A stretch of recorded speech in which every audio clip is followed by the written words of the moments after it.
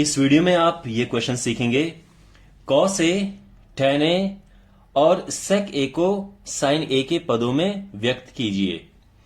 तो पदों में व्यक्त करने का मतलब यह है कि cos बराबर केवल साइन और साइन होना चाहिए। आप चाहे कुछ भी डिवाइड और मल्टीप्लाई करो, लेकिन केवल साइन ही होना चाहिए और कुछ नहीं होना चाहिए।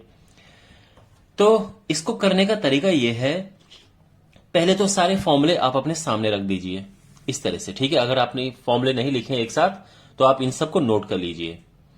ओके, अब इसके बाद ये देखो कि देखो सबसे पहले हमने व्यक्त करना है cos ए को sin ए के पदों में।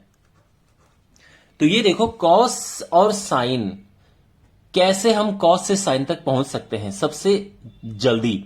तो सबसे आसान है कि इस फॉर्मूले से हम जल्दी cos से sin में पहुंच सकते हैं, क्योंकि एक ही फॉर्मूले में दोनों चीजें हैं।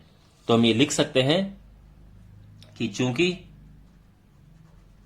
sin स्क्वायर ए प्लस cos स्क्वायर ए बराबर 1, तो cos स्क्वायर ए क्या होगा 1 माइनस sin स्क्वायर ए, और इससे cos ए आ जाएगा under root 1 minus sin square A. तो हमने क्या किया, cos को sin के पदों में व्यक्त कर दिया है। यहां पे हम इसको व्यक्त कर चुके हैं, अंडरस्टैंड।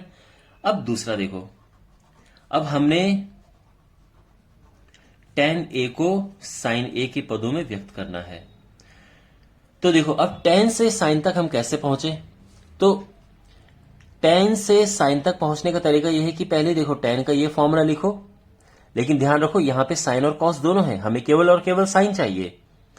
तो हम जानते हैं कि cos को sin बनाना बड़ा आसान है, वो यहां से बना सकते हैं cos को sin। तो क्या हो जाएगा, देखो tan ए बराबर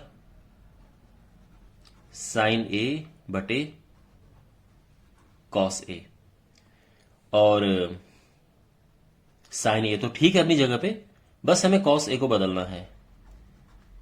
और cos ए क्या होता है ये हम ऑलरेडी कर चुके हैं। अगर हम ये पार्ट ए नहीं करते, अगर हमारे पास क्वेश्चन केवल और केवल इतना ही होता, तो हमें ये पूरा का पूरा यहां पे लिखना पड़ता, ठीक है ना।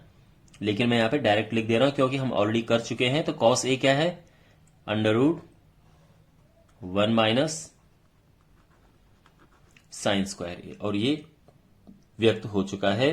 हमने क्या किया है, tan ए को sin ए के पदों में व्यक्त किया है। और अब हमारे पास क्वेश्चन इसका थर्ड पार्ट जो है कि sec ए को sin ए के पदों में कैसे व्यक्त करें। तो sec से हम sin पे आए, कैसे आए, सबसे नजदीक। तो देखो sec से हम cos पे आ सकते हैं और cos से हम sin पे इस फॉर्मूले से आ सकते हैं। तो हम क्या लिखेंगे, sec ए बराबर 1 अपॉन cos ए, और उसके बाद जो cos ए है वो यहां से लिख दो।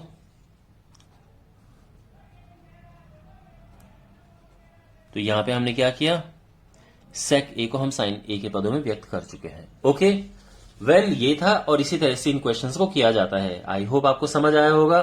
Thanks for watching.